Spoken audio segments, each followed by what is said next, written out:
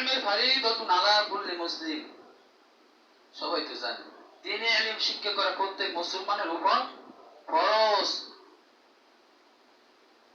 কিছু কিছু আলেম ওলামারা বলে, আবার কিছু কিছু আহলে হাদিসেরা বলে যে আগে অর্থ না জানলে কোরআন শিক্ষা করিয়া লাভ নাই, আগে অর্থ শিখতে হবে তারপর কোরআন শিক্ষা করবো। আর কোনো মানি আছে?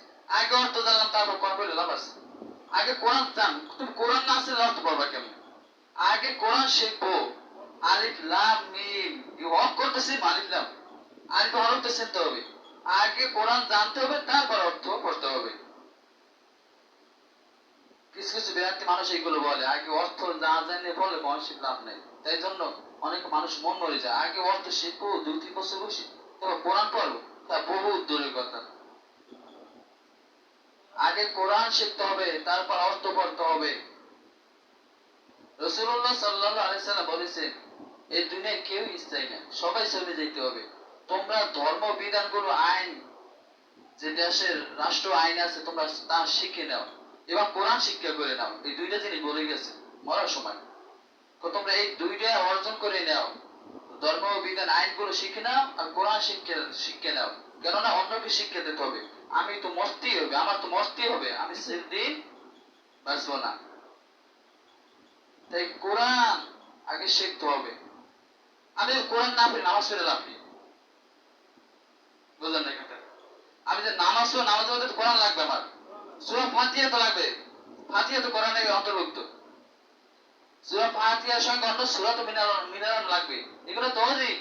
আমি যদি কোরআনই না পড়ি তাহলে নামাজ পড়ে কোনো লাভ কি? তুমি নামাজ ছাড়ো, রোজা ছাড়ো, আগে কোরআন শিখো। এই যে 2 দিন আগে হুজুর বয়ান করে গেল, গুরুত্বপূর্ণ আলোচনা করে গেল, তাও তো কোরআনের বিষয়ে বললো। আগে কোরআন শেখো তারপর সব শেখো। কিন্তু আমরা এখন কি হবে, আমার তো বয়স অনেক পার হয়ে গেছে, এটা সমস্যা না। মাঝে মাঝে আসে আমার কাছে বলবো, হুজুর আমাকে এই সূরাটা শিখিয়ে দেন। কমপক্ষে 10টা সূরা শেখা দরকার, 10টা সূরা দিয়ে নামাজ তো পড়তে পারবে। আল্লাহকে কি তৌফিক দেবে? 10টা সূরা শিখিয়ে নেন। আল্লাহ কোরআন তো পড়তে পারি নাই, আমার বাপ মা পড়ায় নাই, তাই আমি হুজুরের কাছে 10টা সূরা শিখে আমি নামাজ পড়ছি, আল্লাহ তার উসিলা কবুল করে নেবে। হাদিসে বলেছেন, ইন্নাল উলামা ওয়ারাসাতুল আম্বিয়া, নিশ্চয়ই নবী বলেছেন আলেমগণ আমার ওয়ারিস। আলেম সমাজ, আলেমগণ আল্লাহ নবীর ওয়ারিস। আলেমগণের সমালোচনা করে লাভ কি? আলেমগণ আল্লাহ তো নবীর ওয়ারিস বানাই দিয়েছেন, তুমি কি হইতে পারলা? তুমি তো কিছু হইতে পারলা না। তুমি কবরে যে এই দাবি করবে আমি যে নবীর উম্মত, নবীর উম্মত বলবে, কিন্তু নবীর উম্মতের ভিতরে কি জাহান্নাম যাবে না কেউ? আল্লাহ বাঁচিয়া বাঁচিয়া বাঁচিয়া জান্নাতে নেবে, কিন্তু নবীর উম্মত দাবি করলে হবে না, নবীর উম্মতের কাম তো করতে হবে। তাই নিজে সমালোচনা আগে করি, হুজুরদের সমালোচনা না করাই ভালো, আলেমগুলোর সমালোচনা না করাই ভালো। নিজে দোষ আগে নিজে ধরি, আমি নিজে কি, আর আমি হুজুর কেন সমালোচনা করবো, আলেমগুলোর কেন সমালোচনা করবো? আমরা হুজুর হইয়া দোষ হয়েছে, আমরা যদি একটু জোরে হাঁটি, যদি জোরে হাঁটি কইতেছে কোনো জানি হুজুরের দাওয়াত আছে তাতে যাইতেছে, যদি একটু অস্তে হাঁটি, অস্তে হাঁটলে আবার হুজুরে হালা খাইছি বেশি মনে হয়, আর তারা না জোর আনলো দোষ, অস্তে আনলো দোষ, আমি খুমনে যাম। তাই আল্লাহ নবী বলেছেন আলেমগণ নবীদের ওয়ারিস, আলেমরা নবীর ওয়ারিস হয়েছে, এখন তোমরা কি, তোমরা তা শিখে নাও।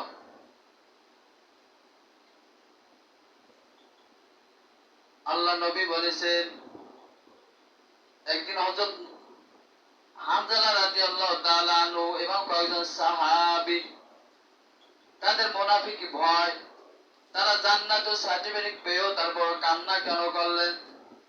নবী আলাইহিস সালাতু ওয়াস সালাম মসজিদে নববীতে বসে তাদেরকে তাশরিফ করলেন, নবী মসজিদে তাশরিফ করিয়ে দেখলেন তারা অনেক মানুষ একসাথে বসে রয়েছে, তাদেরকে আলোচনা করলো জান্নাত জাহান্নাম কি জিনিস, এই 2 বিষয়ে আলোচনা করলো। জান্নাত জাহান্নামের এরকম আলোচনা করলো, মঞ্চে উঠে আলোচনা করলো সবার সামনে বসে। সাহাবীদের হুঁশ হারিয়ে ফেললো, তারা কান্না করতে করতে জমিনে পড়ে গিয়েছে। আলোচনা শেষ হয়ে গেছে, এবার তারা বাড়ি রওনা হয়ে গেছে। আলোচনার সময় মসজিদে বসে তাদের নিজের হুঁশ ছিল না, আল্লাহর ভয়, জাহান্নামের ভয় কাটাবো। এই জাহান্নামের ভয়ে তার মানে মসজিদে বসে তাদের কোনো হুঁশ ছিল না। মাজলিস বসে আলোচনা শেষ হয়ে গেছে এবং তারা সবাই বাড়ি চলে গেছে। হযরত হানজালা রাদিয়াল্লাহু তাআলা আনহু বাড়িতে গিয়ে হাজির হলেন এবং স্ত্রী সন্তানের সামনে বসলেন। স্ত্রী সন্তানের সামনে বসে তারা দুনিয়ার খেয়াল খামারি আলোচনা করতে আছে। ওই জায়গায় ভোট কতটি হয়েছে, ওই জায়গায় গম কতটি হয়েছে, তাই আলোচনা করতে আছে। তারপর নিজেকে ভাবতেছে, আল্লাহ, এই কিছু সময় আগে তো আমার কি হালাত ছিল, এখন কি হালাত। মসজিদে বসে জাহান্নাম জান্নাতের হালাতে আমি বেহুশ হয়ে পড়েছিলাম, এখন তো আমার জান্নাত জাহান্নামের ভয় তো নাই। সে নিজেকে মুনাফিক বলতেছে, মুনাফিক, আমি হানজালা মুনাফিক হয়ে গেছে, হানজালা মুনাফিক হয়ে গেছে। মুনাফিক বলতে বলতে বাইরে হয়ে গেছে, ঘর থেকে বাইরে বলে হানজালা মুনাফিক হয়ে গেছে। এলাকাবাসী শুনে নাও, হানজালা মুনাফিক হয়ে গেছে। সামনে হযরত আবু বকর সিদ্দিক রাদিয়াল্লাহু তাআলা আনহু সামনে বললেন, বলে সুবহানাল্লাহ, তুমি কি বলো এগুলো, হানজালা মুনাফিক হইবে কেন? তখন বলে, আচ্ছা আবু বকর, নবী আলাইহিস সালাতু ওয়াস সালামের সামনে বসে আমরা এক হালাত ছিল, জাহান্নামের হালাত ছিল, জান্নাতের হালাত ছিল, আর বাড়ি বসে অন্য হালাত, দুনিয়ার খামারি হালাত অবস্থা যায় গিয়া। হযরত আবু বকর বলে, এটা তো আমারও হয়, চলো নবীজির কাছে চলে যাই। তারা দুইজন বাধ্য হয়ে নবীজির কাছে গেছে। নবীজির কাছে যেই বলল, আল্লাহ, হে আল্লাহ নবী, আপনার সামনে বসে এক হালাত হয়, বাড়ি বসে অন্য হালাত হয়, এটার মানে কি? তখন আল্লাহ রাসূল বললেন, আল্লাহর কসম, আমার হাতে তোমাদের প্রাণ, এটা শুনে নাও, তোমাদের মসজিদে বসে যেই হালাত হয়, এই হালাত যদি সব সময় থাকে, আমি নিজে আল্লাহর শপথ করে বলছি, ফেরেশতা তোমাদের বিছানায় রাস্তাঘাটে সাক্ষাতে নেমে যাইবে। সুবহানাল্লাহ। যদি সর্বদা তোমার এই অবস্থায় থাকে, জাহান্নাম জান্নাতের ভয়, তাহলে ফেরেশতা তোমার জন্য মুসাফা করার জন্য নেমে যাবে। এই নবীর উম্মতের দল কয়েকদিন পর আবার নবী নামাজের জন্য তাশরিফ করলেন মসজিদে নববীতে। মসজিদে নববীতে তাশরিফ করে দেখেন সাহাবীরা খিলখিল করে হাসতেছে, দাঁত বাই করে হাসতেছে। নবী আলাইহিস সালাতু ওয়াস সালাম দেখে অনেক দুঃখ পাইলেন। তোমরা কি মৃত্যুকে স্মরণ করো না? তোমরা এই অবস্থায় কেন? আমি বুঝি তুমি মৃত্যুকে স্মরণ করো না, এই জন্য তোমাদের অবস্থা। কারণ তোমরা যদি মৃত্যুকে স্মরণ করতে, তাহলে তোমরা দাঁত বাই করে আসতা না। কারণ মৃত্যু এমন একটা জিনিস, যে চলে যায় সে বোঝে, দুনিয়া থাকাকালীন আমরা বুঝি না। প্রতিদিন ওই কবরে ডাক দেয়, ওই মাটিতে ডাক দেয়, আমরা তো শুনি না, এ বান্দা, তোর জন্য আমি অপেক্ষায় রয়েছি, আয় আয়। আমি কবর হইলাম অপরিচিত ঘর, পোকা মাকড়ের ঘর, সাপ বিচ্ছুর ঘর।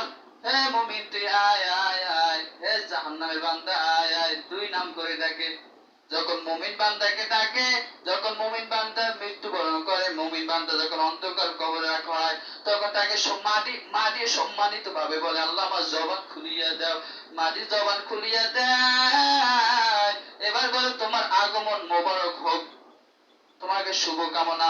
তো আমি মাটি তোমার জন্য অপেক্ষা করলাম, দুনিয়াতে এত মানুষ থাকাকালীন, এত মানুষের ভিতরে আমি তোমার প্রশংসা করছি, তোমার আমল আখলাক আমার কাছে পছন্দনীয় হয়েছে, এখন তুমি আমার উত্তম আচরণ দেখিতে পারবা। এবার আল্লাহ তাআলা বলে, হে মাটি, তুমি যে প্রশংসা করেছো তোমার ভিতরে যেহেতু থাকবে। এবার আল্লাহ হুকুম দিয়ে দিয়েছে, ফেরেশতা, ওই মৃত্যু ব্যক্তির দৃষ্টি যেই পর্যন্ত পৌঁছে, ওই পর্যন্ত তুমি কবর প্রশস্ত করিয়া দাও। এমনকি জান্নাতের দরজা খুলিয়া দাও, যে জান্নাত থেকে যে খুশবু ঘেরান আসে, জান্নাতের যে বায়ু বাতাস যে আসে তার কবরে, কোন রকম যে কষ্ট না থাকে।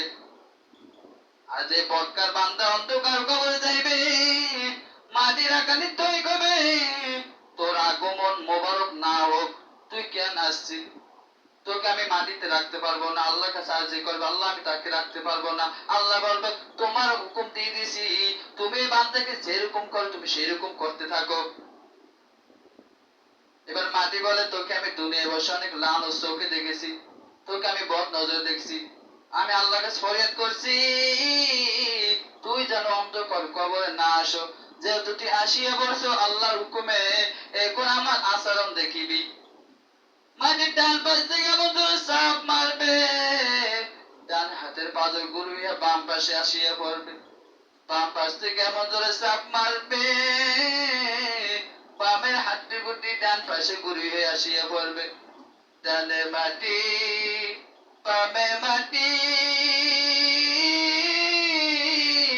নিচে মাটির বিছানা, ওপারেতে চাপা মাটি, ভাঙ্গা যাইতে পারবা না। এবার সাপ শুরু করিয়া দেবে আল্লাহর হুকুমে। এবার আল্লাহ হুকুম করবে, জাহান্নামের সাপ তাড়াতাড়ি চলিয়ে যাও, তোমাদের পেটে বলে অনেক ক্ষুধা বুঝি, তাড়াতাড়ি যাও। জাহান্নামে আসামি একজন আসছে মাটির ভিতরে, মাটিতে ডাকবে, সাপ তাড়াতাড়ি আসো, তাড়াতাড়ি আসো। 70 থেকে 99 সাপ কবর হাজির হয়ে যাইবে। কথাগুলো যদি বাস্তব না হয়, বৎকারা একটু মৃত্যুবরণ করেন, দেখেন বাস্তবে 70 থেকে 99 যদি সাপ অন্ধকার কবরে, তা কি কবরে আটবে নাকি? আগে যান, তারপর দেখেন, যদি আমল না করিয়া যাইতে পারেন জাহান্নাম তো ছাড়া কোনো উপায় নাই। আল্লাহ তাআলা বলেছেন, ওই একটা সাপ যদি দুনিয়া যদি শ্বাস করত, আঘাত না যদি শ্বাস করত, দুনিয়ার যত সমস্ত রুলতা পাতা আছে সব বিশুদ্ধ হয়ে পুড়িয়ে যাইত। এবার পোকামাকড় তাও কামড়ানো শুরু করিয়া দেবে।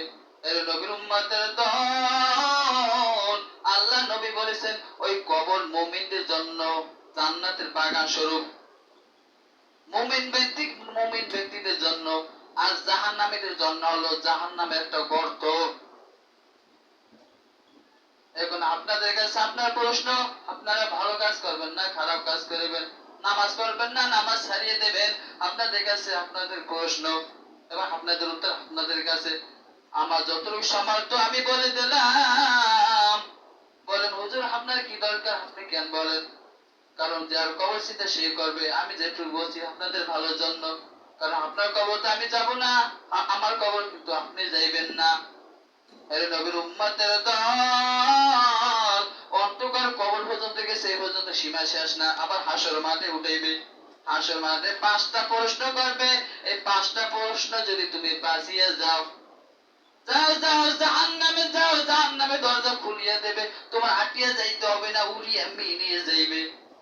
গুনাহগান বান্দা ওখানে যে কি আচরণ করবে, বদকা হইলে বুঝবেন।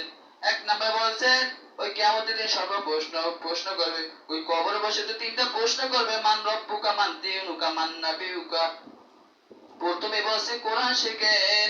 ওই অন্ধকার কবরে কিন্তু এই বাংলা সাংলা চলবে না, ইংরেজি চলবে না, গণিত চলবে না, সমাজ বিজ্ঞান চলবে না, ওই কবরে কিন্তু আরবি লাগবে, মান রব্বুকা। এখানে অনেকেই আছে পারবেন না, মান রব্বুকা কি বলছে, তোমার রবকে, তোমার দিনকে, তোমার নবীকে, এটা আরবিতে বলতে হবে এবং আরবিতে প্রশ্ন উত্তর দিতে হবে। এবং হাসর মাঠে তোমাকে তার করবে, তার ভিতরে 1 নাম্বার প্রশ্ন করবে, আমি যে তোমাকে হায়াত দিছি, 1 থেকে 40 বছর 60 বছর যে হায়াত দিছি, এই হায়াত তুমি কোন কাজে ব্যয় করিয়েছো?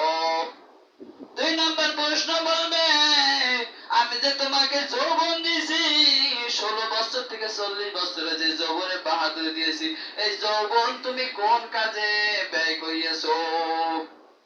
আল্লাহ বলেছেন যে শেষ জমানার সময় যে না বেবিচার বাড়বে বেশি, গুনাহগার বাড়বে বেশি, এমন এমন আযাব আসবে, লাগাতার বৃষ্টি নামতে থাকবে, নামে না? এই তো কয়দিন আগে লাগাতার বৃষ্টি নামতেছিল, এটা হলো আযাব, এটা আল্লাহ নিজে বলেছেন। আবার এমন এমন সময় আসবে লাগাতার রোদ উঠতে থাকবে, উত্তপ্ত গরম, যেমন এই চলতেছে এখন হালাত। আরে নবীর উম্মতের দল, 2 নাম্বার গেছে তোমার যৌবন কোন কাজে ব্যয় করেছো। 3 নাম্বার হলো তুমি কোন কাজে ব্যবসা করেছো, কি ব্যবসা করিয়েছো। তুমি জেনা কাজে ব্যবসা করিয়েছো, হারাম কাজে ব্যবসা করেছো, সুদ কাজে ব্যবসা করিয়েছো, না হক পথে ব্যবসা করেছো। এই যে ব্যবসা করেছো, 4 নাম্বার বলবে এই ব্যবসার মালামাল তুমি কোন কাজে ব্যয় করিয়েছো। এই নবীর উম্মতের দল 4টা প্রশ্ন উত্তর দেওয়া লাগবে। 5 নাম্বার হলো যে তুমি দ্বীনি ইলম শিক্ষা করেছো। এই জন্য বলছে ৭২ কাতারে প্রথম কাতারে হুজুরেরা জাহান্নামী। কেন? এই ৫ নাম্বার বলেছে যে তুমি দ্বীনে ইলম শিক্ষা করিয়েছো, তার উপর তুমি আমল করছো কিনা। যদি আমল না করো, যাও যাও জাহান্নামে যাও।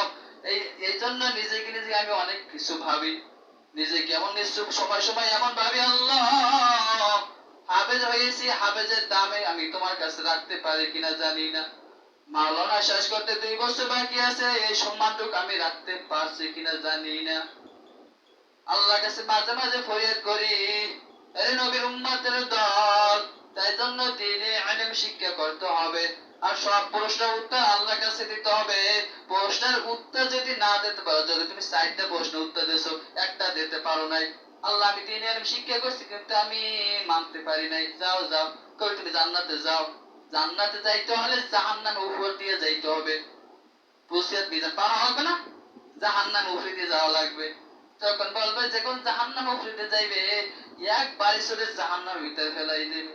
৪০-৭০ বছরের মেশাদ আছে যে জাহান্নামের নিচে যাইতেই থাকে। আল্লাহ তাআলা আমাদের সবাইকে বেশি বেশি আমল করার তৌফিক দান